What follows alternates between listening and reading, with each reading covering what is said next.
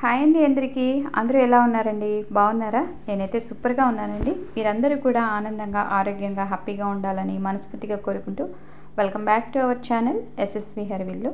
ఈరోజు మన వీడియో ఆవకాయ పచ్చడి అండి. ఇప్పటికే మీ అందరికీ అర్థమైపోయి ఉంటుంది ఆవకాయ పచ్చడి చూడగానే ఆవకాయ పచ్చడి అని చెప్పేసి. మా పల్లెటూరులో, మా ఇంట్లో పల్లెటూరు కొలతలతో నేను ఎలా ఆవకాయ పచ్చడి పెట్టుకున్నాను అనేది మీకు ఈ వీడియోలో చూపిస్తానండి.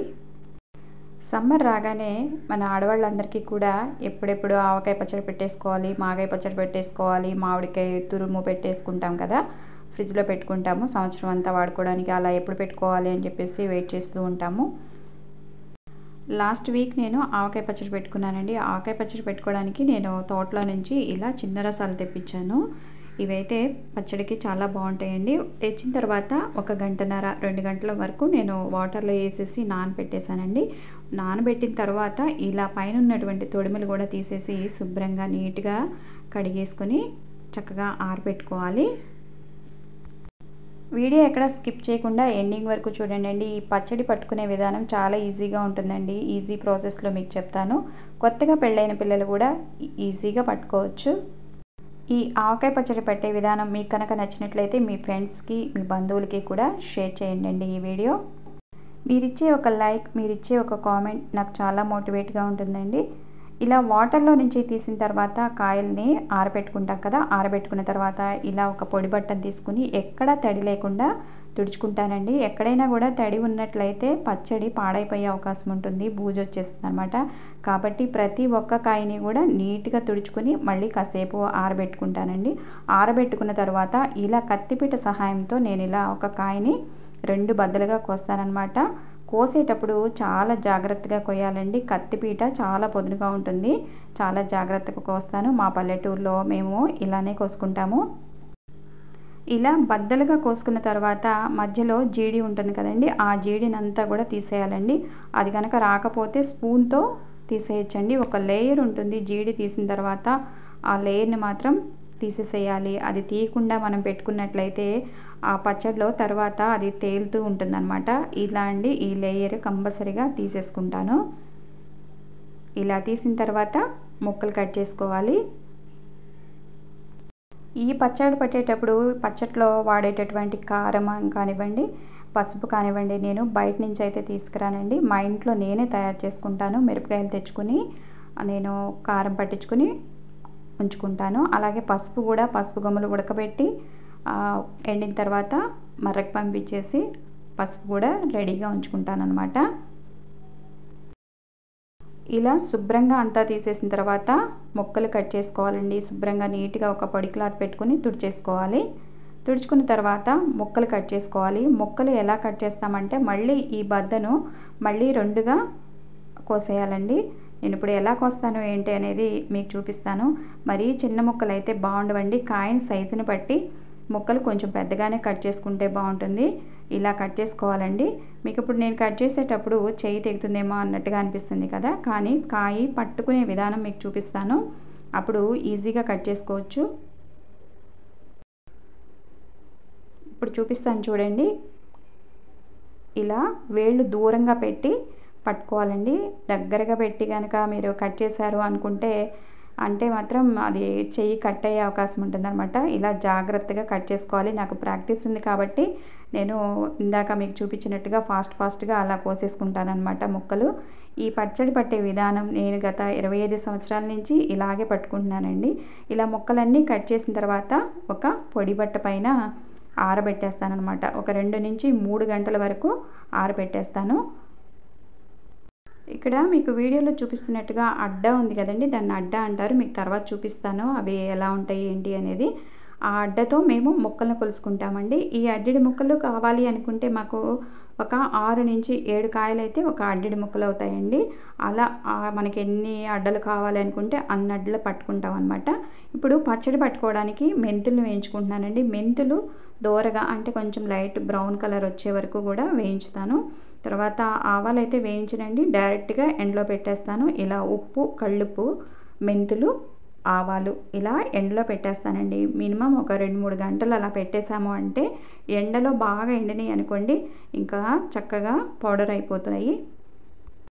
సమ్మర్ రాగానే మనం కారం పట్టించేసుకుని ఇంట్లో ఉంచేసుకున్నాము అంటే మామిడికాయలు ఎప్పుడైనా రెడీగా ఉన్నాయనుకోండి, మనకి ఎప్పుడు కావాలంటే అప్పుడు ఆవకాయ పచ్చడి చాలా ఈజీగా పెట్టేసుకోవచ్చండి.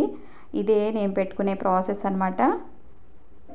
దీన్ని అడ్డ అంటాం కదండి. అడ్డ ఫుల్గా మీకు ముక్కలు కనిపిస్తున్నాయి కదా, ఈ అడ్డడి ముక్కలు పచ్చడి పట్టుకోవడానికి మీకు ఇప్పుడు కొలతలు చెప్తానండి. దీన్ని అడ్డ అంటాం కదా, పక్కన చిన్నది కనిపిస్తుంది కదా, దాన్ని సోల అంటాము.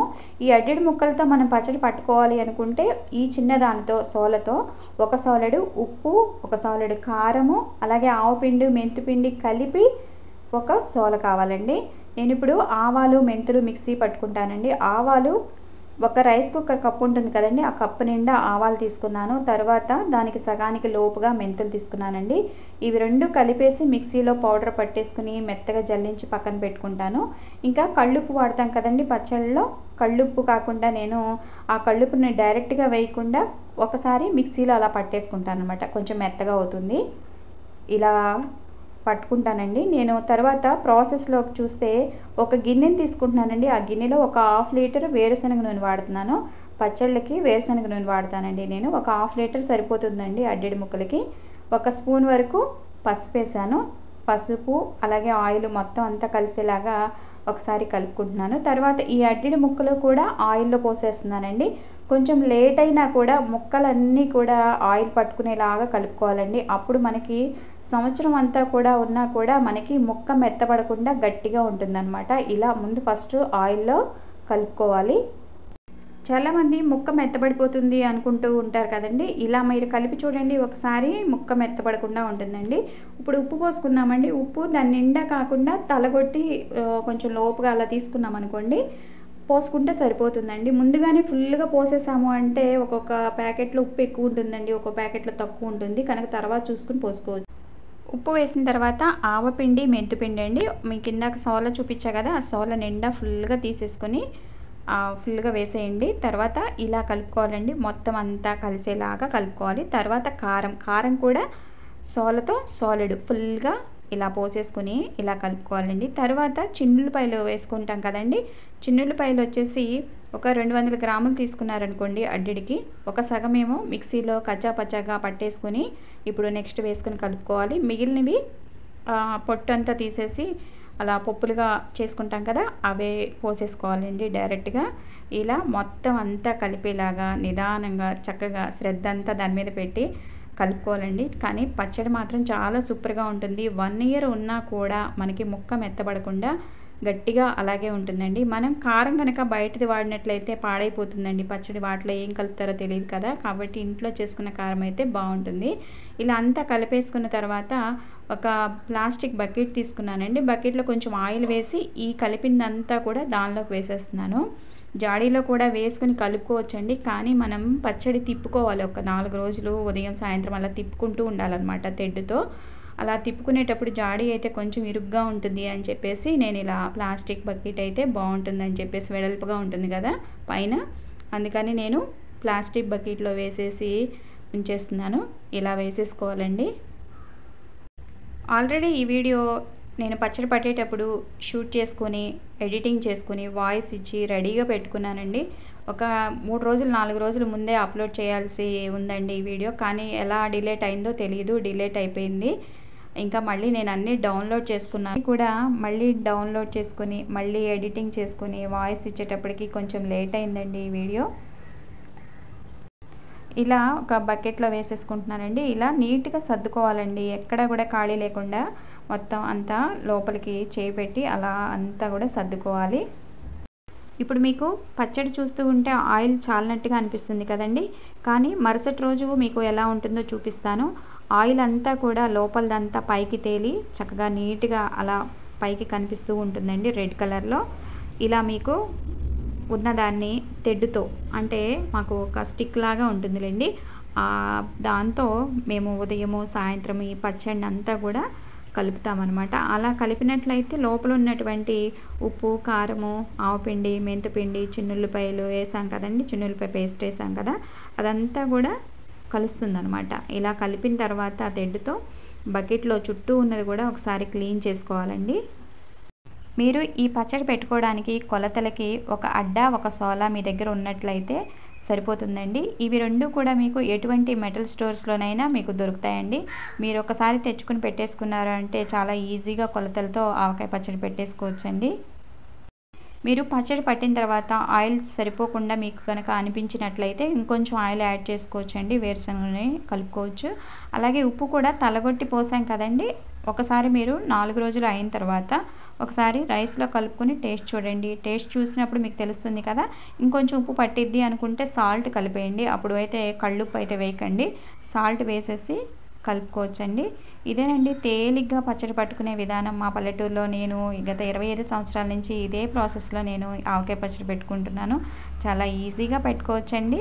ఈ వీడియో మీకు నచ్చిందని అనుకుంటున్నాను. లైక్ చేయండి, షేర్ చేయండి, సబ్స్క్రైబ్ చేయడం మాత్రం మర్చిపోవద్దండి. మరొక మంచి వీడియోతో మళ్ళీ మీ ముందుకు వస్తాను. మీ శిల్పా సుధాకర్.